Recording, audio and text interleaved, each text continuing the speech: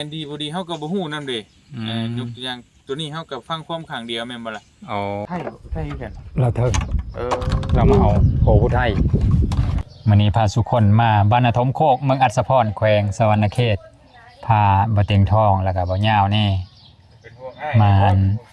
พี่มาถ่ายครอบครัวทุกยะอยู่บ้านอาทมโคกพี่ละบ่เต็งทองล่ะเพิ่นเว้าเพิ่นอยากมาถ่ายแต่อัศพรซอยเลยทั้งอื่นหลายแล้วเพิ่นว่าอยากมาซอยเลยแถวผู้ไทยแน่เพิ่นก็เลยทักมาวันนี้ละคนที่ค่อยฮู้จักเขตที่ค่อยฮู้จักผัดอยู่บ้านหาดไซมุ่นผัดลูกสาวเพิ่นผัดเพิ่นอายเพิ่นเข้ากองบ่ได้ก็เลยค่อยประกาศลงเฟซว่าครอบครัวบ่ได้น้อทุกยะแน่สามารถแจ้งมาได้แต่ทักมาได้เด้อว่าบ่เต็งสิมาถ่ายคลิปนำก็เลยมีน้องผู้นึงนี่น้องเสื้อแดงผู้นี้ละนี่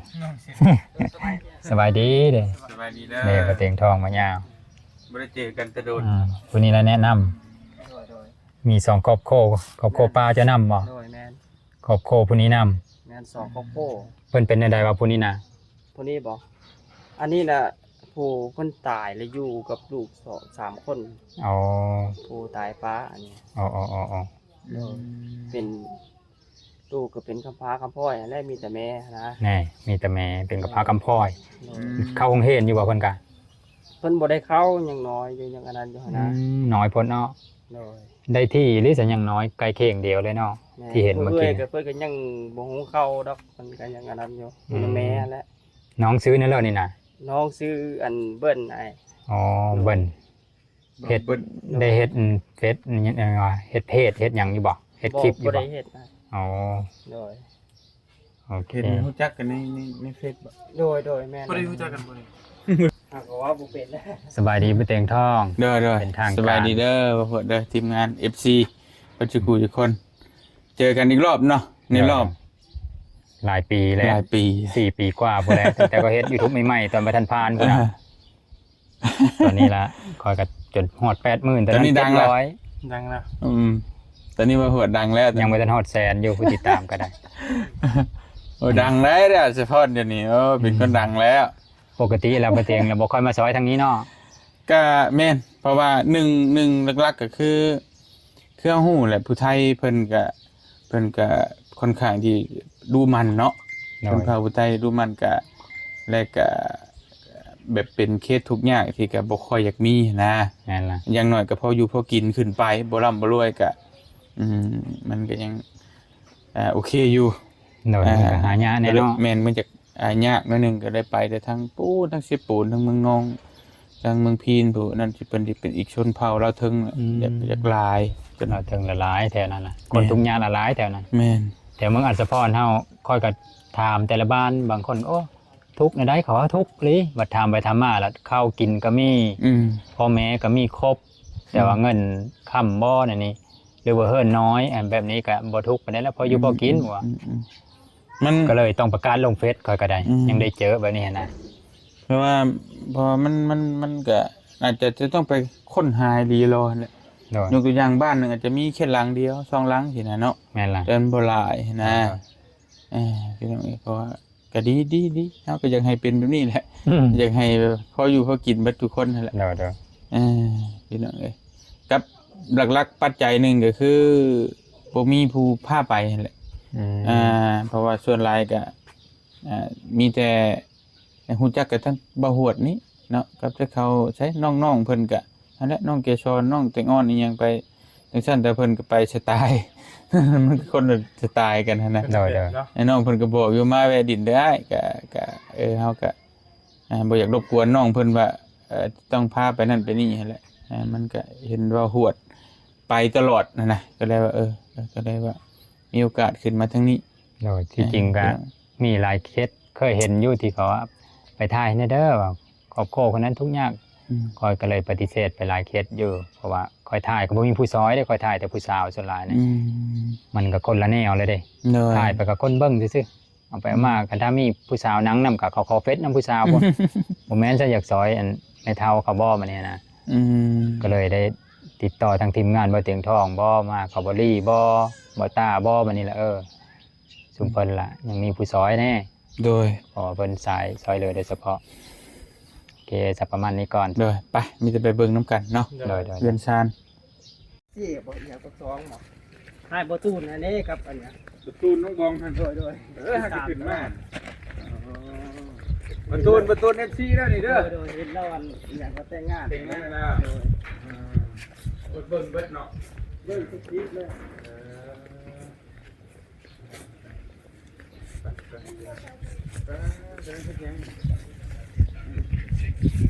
มีเข่าบ่ ลบเด้อ โอเคลูกบ่เลยบ่ลูกดุ 3บ่ 3คน หัวที่หัวเลยเนาะ เพิ่นเจ้าของห้องสีเด้นี่ห้องสีบ่แม่นคนแถวนี้ เจ้าของห้องทีเห็นบ่ โอ้มีบ่โดยสบายดีเด้อเด้อ สบายดีพวกล่ะอีนางใช้เครื่องชาติอันนี้ นี่ละนี่ละ ใช้ตัวใดนี่หลังนี่บ่เลยหลังนี่ หลังนี่อยู่ นับไทยกัน เราเถิง เออ เรามาเอาโผผู้ไทย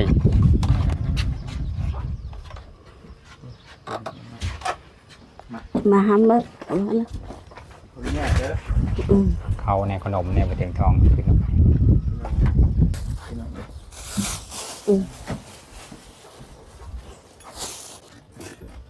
นอนเลยเด้ พี่น้องเลย ดูได้ล่ะ เออมันขออนุญาตเด้อเอ้ยชื่อว่าจังได๋ก็ เธอคอยหา เด้อ ชาแถว สาวแถว เอออันเจ้าอยู่เป็นคนบ้านใดเมืองใด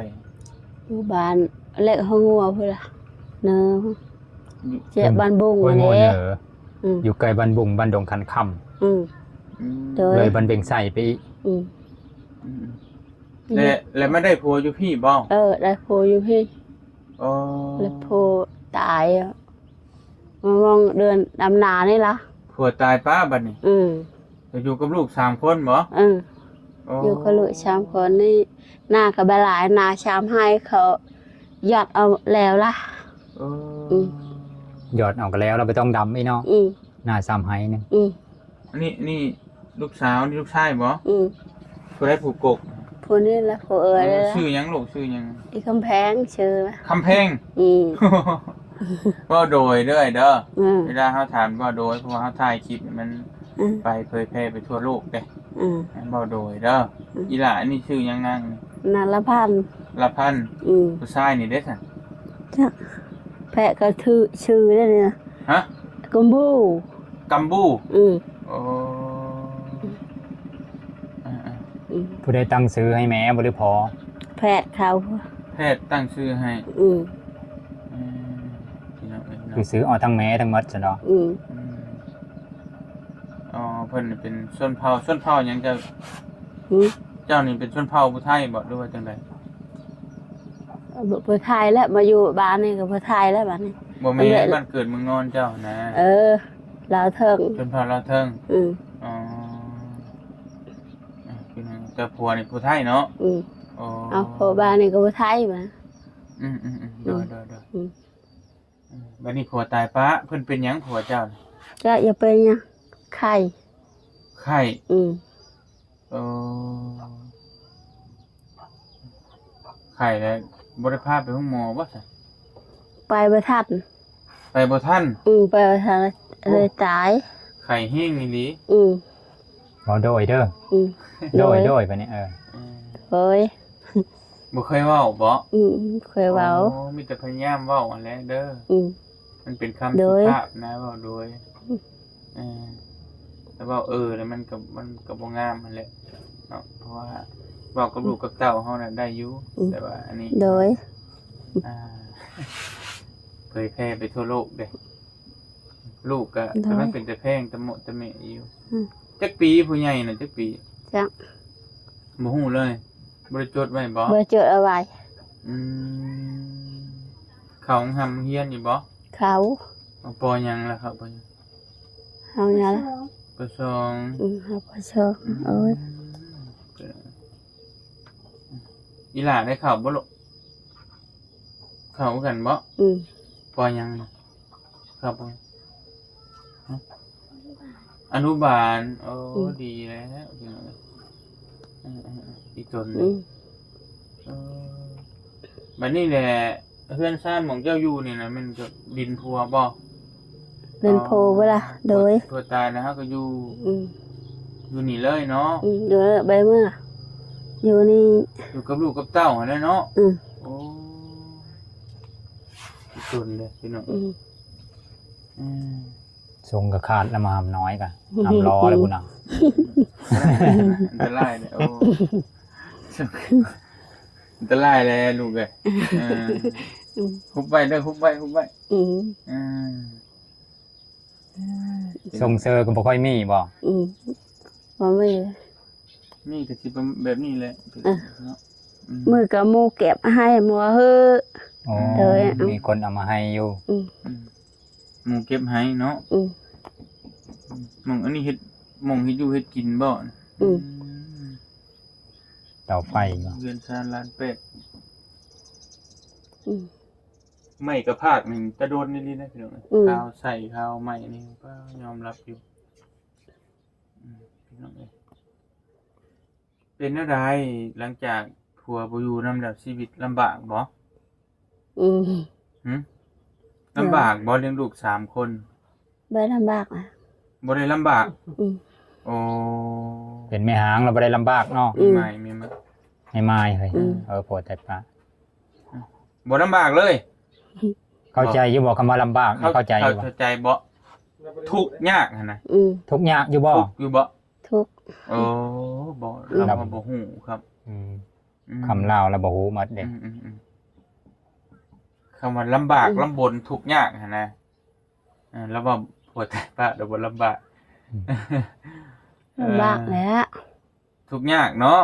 ทุกอย่างนี่ล่ะ เออ อย่างเงินทางว่ามี แต่มีเวลาไปหาอยู่บ่อนไปหาเงินหาค่ำรับจ้างรับหยังก็มีเวลาไปอยู่บ่ ใบไป โอ้ ให้เอาลูกนี่ใบไป อ๋อเวลาลูกเจ็บเป็นไข้เอาเงินมาใช้พาลูกไปหาหมอ ไม่มีละ บ่มี อืม โอ้เฮ็ดได้ฉันลูกสิได้กินยาสิเศร้าบ่เป็นไข้บ่ได้กินยา ใบไม่มีเงินชื่อยา บ่มี อืม โอ้ยเนาะคือมันเป็นอันนี้บาด อืม อยู่ไปจังซี่เลยเนาะ อืม เจ้าเนี่ยล่ะ เอาไปเป็นหัวกับว่าไม่ มันเผ็ดเป็นนัวก็บ่มี อืม กินหยังแต่เวลาตำแจ่วใส่หยัง คอนหมู ขอน้ำหมู่ อืม โอ้ เขาก็ให้เนาะ เพิ่นให้บ่เพิ่นบ่ให้บ่ ให้กันน้อยนึงแหละบุรุษกรรมนี่ล่ะ มันก็สำนั้นแหละขอให้เนาะ อืม ขอน้ำเพิ่นก็ได้สำนั้นแหละ บ่ได้เอาหยังไปแลกเขาบ่ อืม ขอที่ซื้อนี่บ่ อืมข้าวก็บ่มี เขาก็บ่มี อืมข้าวนาช่องให้สิไปแลกหมู่ว่า อย่าว่าหาหน่อไม้บ่ขุดจิหลอบ่ไปแลกเขา อืม บ่มีเวลาบ่ไปหาหน่อไม้กะ บ่ บ่พาลูกไปนำบ่ได้ไปหาหน่อไม้ก็พาลูกพาเต้าไปนำบ่ บ่แหละใบไปละ บ่ได้ไป อืม อยู่นั่นนี่ลูกสิกินหยังซั่นน่ะ ก็บ่มี ฮะ อยู่บ้านนี่ล่ะ พาลูกกินหยังแต่ละมื้อ เขาแบ่งให้เหอะอันนี้เขาแบ่งให้ลูกไม้ลูกหมัน ถ้าหมู่แบ่งให้บ่ อืม อ๋อเจ้าไปหาบ่ได้บ่สำหน่อไม้พาลูก ได้ ก็คือบ่พาลูกไปหาซั่น ปานผู้มาแต่หน้า หากก็มาแต่หน้า มาแต่หน้านาโค ไปซอยเขา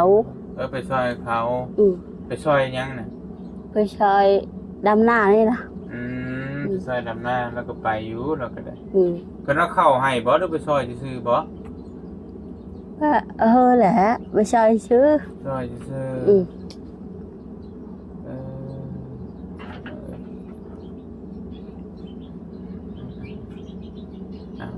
เนาะก็ อืม สิว่าจังได๋พี่น้องเอ้ย อันผู้เจ้าอันผู้ที่เจ้าเคยขอหันขอนี้นํเขานั่นบ่ที่เขาไปให้ซอยนะให้ไปซอยนะอ๋อเราเคยขออันขอนี้นํเขาอยู่ อืม เคยได้อาศัยเขาได้เขาก็เลยให้ไปซ ไป อย ดำหน้าซอยเพิ่นสิ อืม เป็นได้ใดสมมุติว่าในหน้าตอนนี้นี่ทางครอบครัวเจ้าแบบขาดสนเรื่องหยังเฮงที่สุดนั่น เข้าใจอยู่บ่ เจ้าจะได้พี่เลอหลายก็มู่เจ้าคาดเคินพี่เลอหลายก็มู่มีพี่เลอหลายก็ บ่ มู่ มีบ่อย่างแล้ว หึ บ่มีบ่อย่างแล้ว บ่มีไม่หยัง อืม แต่เจ้าขาดหยังเจ้าอยากได้หยังเฮงที่สุดนะ ได้บ่อย่าง แล้วบ่จักนะ อืม เนาะโอ้บ่เข้าใจ บ่เข้าใจนะบ่จัก โอ้ อืม ต้องมีคนที่รู้จักภาษาเราถึงเนาะเว้าไปนำตัวใดเราบ่เข้าใจก็อธิบายเป็นภาษาก็นำคืออยู่ เฮาก็ไปดูอยู่แต่เฮาก็มีแต่เว้าแต่อันนี้นะเพิ่นก็เข้าใจ อ๋อบ่มีล่ามเลยบ่จะไปกัน มีแต่บางเทื่อก็มีบางเทื่อก็บ่มีแต่ก็ถ้าเข้าลึกๆก็บ่ฮู้คือกันนั่นแหละก็ฮู้แล้วแหละพี่น้องเฮาก็เบิ่งตามสภาพกันนี่แหละเฮือนชานร้านแป้นก็ฮู้แล้วว่าเราทุกข์ยากก็คือสิหลักๆก็ข้าวน้ำซ้ำปลานะกินยากทุกสิ่งทุกอย่างแหละก็คือสิขาดหลายอย่างหลายแนวอยู่ก็เว้าเรื่องขาดนี่ก็เนาะ อืมโดย อย่านั่งหันหน้ามาพี่เด้อลูก อืม อันนี้สาวเดี๋ยวเราเอาเข้าให้เด้อ อืม เอาลูกนะมา มาเอานี่ละมาเอา เอาลูกเอาขนมนี่เอานกมือเอาไว้ ได้เฮาขนมบัดนี้ อืม มานกเอามือเอาไว้ อืม โอ้ลูกก็ยากเลยพี่น้อง อีลามาเอาข้าวสารนี่ มาเอาเข้า เอาเข้าลูกเอาเข้าเอาไว้นกมือไว้ใช่ว่าเขาเฮียนป .2 บ่ฮู้หยังเลยบ่ แหว มา โอ้ นกเอาลูก พี่น้องเอ้ยสร้างเป็นเนาะจากนั้นแล้วมันบ่เตียงก็เดี๋ยวสิเปลี่ยนให้เบาเหย้าขึ้นมาสัมภาษณ์ต่อเพื่อเบาเหย้าเราไปแล้วทั้งคิดโอนเลือดดุกว่าช่วงนี้ อืม แล้วสิได้ฮู้เอาเงิน100,000เอาไว้ซื้อกินเด้อนกมือนกมือ น้ำมือลูกเออ โอเคเอาสู้ๆเด้อเด้อ เออ สู้ๆเด้อ โดย ไว้ซื้อเนี่ยประเด็กเป็นงัวสุลูกสุเต้ากิน ได้ขนมหลายแล้วบัดนี้ขนมก็บ่ต้องซื้อกุมเฮิงอยู่ว่าขนมน่ะได้หลายโซบอยู่ บ่ฮอด2 มื้อแล้วเบิ่งตรงนะ เออ เขาบ่ก็ได้กินแน่เนาะ นี่ไปชาคนสิไปเดินทางไปต่อกันเด้อ อืม สู้ๆเด้อ โดย สบายดีพี่น้องแน่สบายดี FC เด้อสบายดีลูกนกมือเด้อลูก สุดเลย โดยโอเค บ่เฮ็ดอยู่เฮ็ดกินแล้ว ทางบ่เตียงและบ่ควรเนาะตั้งแต่ความเท่เนาะเจ๊งความรถเจ๊ครับบ่เอาพี่น้องมาพอกันใหม่บัดนี้เนาะ เสื้อผ้าหน้าแพร่เต็มเลย สวัสดีเด้อ สวัสดี มันส่วนสวัสดีนะพี่น้องเลยยุงกันจะค้นนี่นะ เหลือชีคนนั้น ยุงกัน4 คน อืม อีหล่าหันกล้องมาเลยนั่งหันกล้องดิหันหน้ามาเลยล่ะ หันหน้ามาใส่กล้องนี่ละ ไม่อยากใคร นี่มาอยู่พี่ สัมภาษณ์ลูก ลูกเราเบิดได้บ่นี่ แม่ล่ะลูกเราหมดทุกคนเลย โอ้ คือสิแม่นท้ายปีโหปีเนาะ อืม โหเฮงโหเลย ผัวไปใส่ก็ โพตาย ผัวตายแล้ว อืม ตายแต่โดนแล้ว น้องบะเดินเก่าเดินชิมนี่ละ เจ้าน่ะคนมาแต่ใส่ อยู่นี่ละ เพิ่นปันให้เบิดกระบ่อันพวกมึงพวกมัน เมื่อไหร่ใบปานนี่ละ มันก็อยู่ยากเลยเนาะ อืม คือว่ามีหน้าอยู่ หน้าผู้ใดซะ หน้าก็หน้าเขาปันให้เฮ็ดกินชื่อ บ่ได้ปั่นให้เลยเฮ็ดกินซื่อ ให้เฮ็ดชื่อหน้าชามให้ ๆมูลโพเราไม่ได้ปั่นเด้อแล้วว่ะ อืม เขาบ่ทันได้ปั่น เค ให้ ยเขายัดให้แล้วมาแล้วย่า ฮ้อนบ่จะฮ้อนจะยับมาปีกก็ได้กระเต่ากระเต่าใช่ป่ะ อ๋อแล้วก็แจ้งให้เนาะ ย่า แน่นอนบ่ยาวนะ สบายดีเด้อ อืม บ่เคยก็ได้รำคำแย่ เราได้ภาษาเราเทิงหลายอยู่แล้ว เป็นบางคำเป็นบางคำโอ้บางคำโพเลยระวังเลยนะเนาะลูกเจ้านี่โหอันพ่อเดียวกันเบิดได้บ่ อืม พ่อเดียวกันเลยขอนำแล้วก็เดือดขึ้นทดสอบในชีเป็น เป็นเครื่องกรองที่บ่เตียงมอบให้มาหันเนาะ อืม แก้ให้ลูกกินรสแก้ให้ลูกกินรสอยากกินนะ อย่าบ้าง ได้กินเรื่อยอยู่ว่าขนม ขนมก็ได้กินเลยอยู่บ่ ได้กินแล้ว นั่นบ่ได้กินแล้ว อื นะ ม เนาะ ไปกินแล้วขนมไปหาให้ บ่มีผู้ใดหาให้เขาตั้งแต่มันคิดตั้งโนก็ยังบ่มี อืม ยังไปขอหมู่นะ เอาไป เพิ่นไก มั ล นเกิดเป็นงัวก็ยังขอหมูก็เฮอบวงเนื่องสองบวงมือกินอืม เนาะลูกกับผู้ดีหัวครึ่งหัวด้วยเนาะ อืม ชื่อยังก็คนได้ผู้ใหญ่คนได้เอ้ยนะ วันนี้ชื่อยังไง ไอ้กำแพง ชื่อน้องเพ อืม ผู้นั้นเลย ลำพัง ลำเพลำพัน อืม ลำเพิ่นบอกผู้นี้ อันนี้กำพู อ๋อคำพูด อืมเป็นลำพู เรียกว่าลำเพลลำเพิ่นลำพันเนาะ อายุเพิ่นบ่ฮู้บ่ เป็ อาน ยุ ปีก็ จักเอาไปอยากคือชื่อไปเจอชื่อ ครับพี่น้องเพิ่นเบ้าภาษา อื เรา ม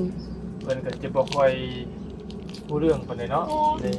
ในการสื่อสารภาษาลาวเฮานี่นะพี่น้องเนาะก็คือพี่น้องฮู้แหละก็จะบ่ค่อยเว้าเป็นผู้เรื่องครับปานใดเนาะ จะมาอยู่เฮือนโพนี่จักปีแล้วซะมาอยู่บ้านนี่จักปีละ อืมได้4-5 ปีแล้วล่ะ ที่5ปีแล้ว อืม เพิ่นเป็นหยังคือตายผัวนะ เจ็บไข้นี่นะ เจ็บไข้บ่ได้ไปรับจ้างลำหน้าบ่ขอยกายมากกี่ดีคนลำหน้าเซลอยู่ ไม่ไปมันไปได้เอาลูกนี่ล่ะ มีแต่เอาลูกแต่ละมื้อเนาะ อืม ลูกก็ให้น้องสองคนนี่เอาบ่ได้บ่ บ่ได้แล้วปะ อืม ให้ปะ อ๋อเขาก็ยังเอาน้องบ่ได้นะ2คนนะก็ อื เนาะ ม ดูแลน้องยังบ่ได้อยู่ นั่งขึ้นได้ล่ะตะกู้ น่าจุดดีได้แล้วอื้อหือ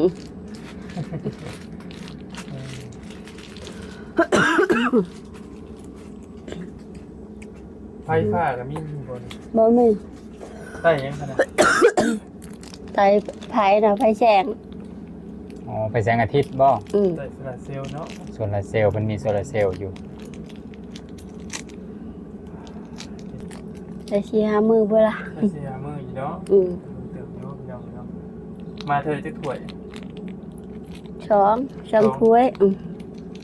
หนึ่งมาเศร้าแล้วบ่แรงเนาะ อืม บ่ได้เฮ็ดนะเดี๋ยวสิเอาข้าวให้กินทันทีนี่นะ หน้าเฮ็ดน้ำเขา ได้เฮ็ดอยู่บ่ อืม ว่ามึงหันมาบ่ได้เฮ็ด เฮ็ดก็หน้าเขาปานให้บ่หลายหน้าทองนี่หน้ากระชาบนี่ เฮ็ดกับไผน่ะ เฮ็ดก็โพยล่ะ ใครอยู่จ้ะเนาะ อืม ว่าหันตัวบ่ได้เฮ็ด เฮ็ดหน้ากับเอ้ยผัว อืม เฮ็ดนากับเอ้ยผัว อืม แล้วไล่เท่าใดก็มาปั่นกันบัดนี้ อืมปานให้ ปีละจักสอบเขาปันให้จ้ะ ชาบปีนี้หาชามชอบ ถามชอบ อืม 3สอบ โอ้กินแล้วเนาะ มันก็อึดไว้แล้วซะเนาะ หมดแล้วเด้ หมดแล้ว เพิ่นอันนี้ หมดแล้วละชี่เช้านี่หมดแล้วนะได้ค่ะชามอืม อ๋อ3สอบแสดงว่าบ่เปลืองปานใดซะเนาะจนมาฮอดพี่จนฮอดฤดูฝนพี่ยังได้ใกล้สิหมดก็ได้ ข้าว3สอบกินตั้งแต่อันพุ่นน่ะ ตั้งแต่เดือน1เดือน2พุ่นบ่ อืม เดือน12พุ่นน่ะ บ่เปลืองแล้วเนาะ เบื่อแล้วไปกินนะนึ่งก็ไปกินแล้วนะเดี๋ยวก็ลูกกินข้าวเพิ่นเขา อ๋อไปกินข้าวเฮือนเขาพวก อืม เพื่อนพี่น้องโพบ่ ก็เป็นเอาโพย ไปเฮ็ดเวะซอยเขาบ่ อืม เขาคือให้กิน กินเลย หรือว่าแต่ละมื้อก็ไปอยู่เฮือนกับพุ่นบ่บ่ค่อยได้อยู่เฮือนตัวเองบ่ เยอะเหอะไปเจ้าเองบ่ให้เวียให้เวียน้ำเขาพุ่น อ๋อไปเฮ็ดเวะ เป็นนักคู่ เฮ็ดเวะนำเขาก็เลยกินข้าวนํเขาอยู่พุ่น อืม จะผ่านนะเด้เราก็หลายโตอยู่เนาะ แม่นน่ะเป็นกระสอบอยู่เนาะเสื้อผ้าเจ้าผู้ใดเอามาให้คือหลายก็ได้จ้ะ พาเขาเฮอะ อ๋อ เป็นหยังคัดสนในเงินในซ่านเจ้าตอนนี้ที่เจ้าอยากได้นะ บ่เข้าใจแล้วก็มากัดส่วนบ่เข้าใจ ใจแล้ว เอาบ่ฮู้นะ ที่เจ้าอยากได้เด้อจ้ะเจ้าอยากได้พี่เหรอ ที่เจ้าจะได้ตอนนี้เจ้ามีมี่ฮะนะในเฮิร์นเจ้ามีมี่นะ อยู่ประหอมประเฮมนี่ละบวง ผ้าห่ม บางนี่ละบวงนี่ละบ่ไปได้ถ้วยก็บ่ได้ พวง เออ โทยโบ้งบอก ก็บ่ได้โดบหลายเด้อเนาะ ถ้วยบวงนี่ละถ้วยที่บ่มีนะ บ่อยากแปลงบ่อยากตอบบ่เงินซัน อืม ยังได้แต่ผ้าห่มเจ้าบ่มีผ้าห่มบ่ อืมได้ประหอมประเฮมนี่ละ กันถ้าเซอร์ซินผันมีอยู่เนาะ อืม ขนมยุบ เช่นเชื่อกับบหลายแต่โมเหือ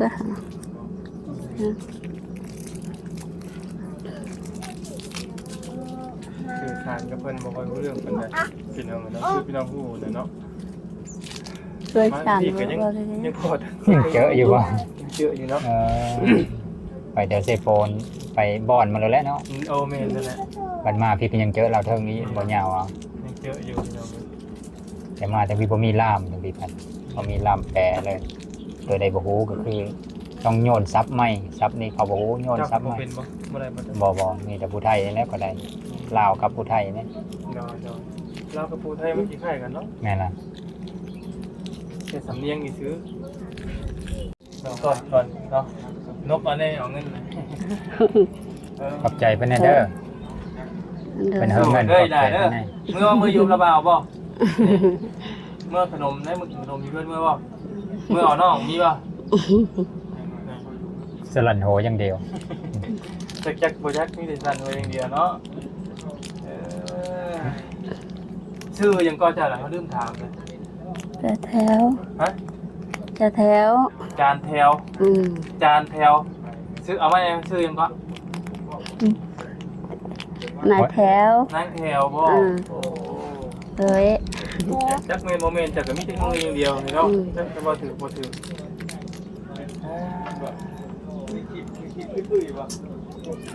คือว่าสุดในอันหมู่บ้านเลยนี่เนาะที่เพิ่นแนะนำมาเนาะ แม่นล่ะ การทุกทีเนาะสามแต่นั้นแหละทั้งหมด เดี๋ยว ตรงแล้วค่อยปัด เลย ว่าไปหมองอื่นดีเนาะมีเคสอื่นอีกอยู่ในหมู่บ้านนี่ก็ได้ ยังมีอีกบ่ แม่นล่ะพาไปเบิ่งเคสอื่นนํเดี๋ยวพาบ่เต็งบ่ยาวไปอีกครอบครัวหนึงก่อนนี่น่ะทมโคกพุ่นได้บัดนี้แหละ อืม นี่ประมาณนี้เด้อสู้ๆเด้อไอ้เด้อมาต่ออีกเคสหนึงให้บ่เตียงก็บ่ยาวทายก็ให้เห็นแวบๆหน่อยนึงนี่ล่ะพ่อแม่พี่น้องเอ้ย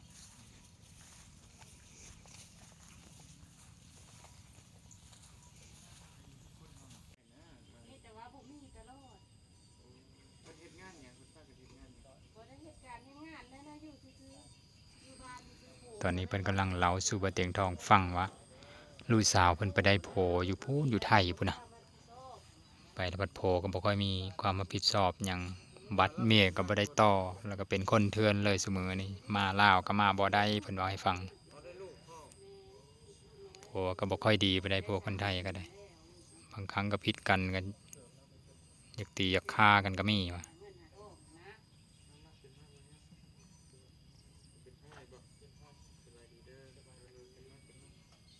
คอยบ่ได้ทายก็ว่าให้สองคนเพิ่นทายบรรณาถมดงเด้อนี่เด้อตอนนี้ก็ฝนตกแล้วนี่ซุ่มเฮาก็ลบเฮามาดินลบฝนอยู่ตารางนี่เฮิรนเพิ่นก็เป็นแบบนี้พ่อแม่พี่น้องเนาะมีแต่เอาไม้ไผ่นี่เฮ็ดคางมันก็ได้เอาไม้สังไผ่รถเฮ็ดเวลาฝนตกแห้งๆลมพัดนี่มันสิเอ็นไปเอ็นมาไปนี่นะเพิ่นก็เลยบ่กล้าอยู่ก็เลยไปอยู่หน้าพุ่นเพิ่นมีลูกชาย2คนบ่แล้วก็ลูกสาวผู้หนึงโอ้ลูกสาว3คนลูกชายผู้หนึงแต่ว่าผู้ใดก็บ่สามารถซอยแม่ได้บ่สามารถปลุกเฮิรนให้พ่อแม่อยู่แบบเฮิรนใหญ่โตได้หั่นนะนี่เฮิรนเพิ่นแบบนี้แหละผู้อื่นมาซอยนี่ก็ได้ไทบ้านนี่แล้วมาปลุกซอยยังได้ซำนี้ยังได้อยู่ซำนี้ลูกสาวเพิ่นผู้หนึงนะครับไปเอาโพอยู่ไทยก็โพเมายามันก็จะตียาฆ่าเดี๋ยวเอากระทึกอยู่อย่าหาทางมาอยู่บ่มีเงินมาอยู่พุ่นอยู่อุดรพุ่นน่ะไหมมองนี่มีอยู่มาทางหลังมันบ่มีนะ จะก็เอิ้นไหมยังบ่อุ่นมีอยู่เทิงๆพุ่นเฮ้ยเนาะก็เห็นเพิ่นมัดใส่แบบนี้หันน่ะก็เลยคิดว่าทางนี้มันบ่มีซั่นเนาะนั่นไกวก็ยังเพิ่นยุ่ยัดอยู่นี่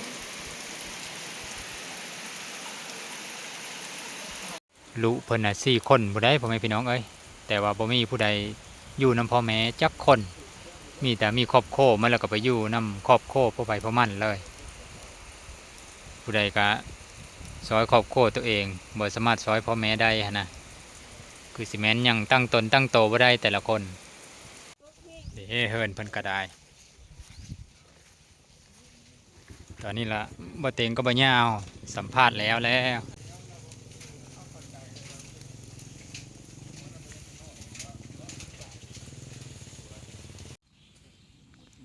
เป็นไดบ่เตียงเมื่อกี้นี่เคสเมื่อกี้นี่เป็นไดแน่ อ๋อสบายดีเด้อพ่อเด้อคลิปเก่าบ่ดูคลิปใหม่ คลิปเก่าอะไรต่อเนื่องจากเมื่อกี้นี่เลย โดยก็คล้ายๆว่าเพิ่นขอความช่วยเหลือแบบอ่าที่ว่าโมเมนต์ในกรณีที่ว่าทุกอย่างขาดเคินนะแต่ว่าก็ขาดอยู่แต่ว่ามันก็เพิ่นเว้าเรื่อง ครอบครัวเนาะ แม่นบ่เรื่องครอบครัวแล้วว่าขาดเงินบ่มีเงินค่ารถมา เอาลูกสาวเพิ่นน่ะเนาะ ลูกสาวแต่ว่าบัดนี้มันคล้ายๆว่าทำนองว่าเราจะขอความช่วยเหลือว่าถ้าเป็นไปได้แล้วก็อยากให้ลูกสาวเรามา แต่พังเราบอกจากเมื่อกี้นี่ครอบครัวทั้งผัวเราบ่อยากให้มา แน่ เราบ่อยากให้เอาลูกเอาหลานเข้ามาพบแล้วมันก็คล้ายว่าถ้าเฮาสิไปดึงเอาเข้ามามันบ่ได้อันนี้มันเป็นเหมือนไปแย่งครอบครัวของจากกันนะมันก็บ่งามแหละว่าง่ายซะ เขามาพี่ก็เป็นปัญหาคือเก่าแล้วเนาะ ปัญหาเดี๋ยวมันสิเกิดเรื่องเกิดจากเฮาไปแย่งครอบครัวของจากกัน แน่ อ่า แสดงว่าปัญหาตัวนี้ก็ยังบ่ทันแก้ซะเนาะ แก้ยังบ่ได้ อืม แต่สมมุติว่ากรณีเขาผัวเขาไล่เนาะผัวเขาไล่มายกตัวอย่างนะ เด้อ ไล่มาแต่บ่มีเงินค่ารถแบบตกรถนั่งอยู่ทิมทางทิมหยังแบบนั้นเฮา อื ไปได้ ม อันนี้เหมือนคล้ายๆผัวเขาก็บ่ได้อยากเลิกแต่ว่าให้เจ้านี่ไปเอาลูกมาคือมันก็บ่ได้เด้ พิษในครอบครัวเพิ่น แม่น แต่ว่าเพิ่นว่าลูกเคยบ่ค่อยดีปานใดบ่ แม่นดีบ่ดีเฮาก็บ่ฮู้นำเด้ อืม ยกตัวอย่างตัวนี้เฮาก็ฟังความข้างเดียวแม่นบ่ล่ะ อ๋อ แต่นั่นคือเฮาสินั่นคือบัด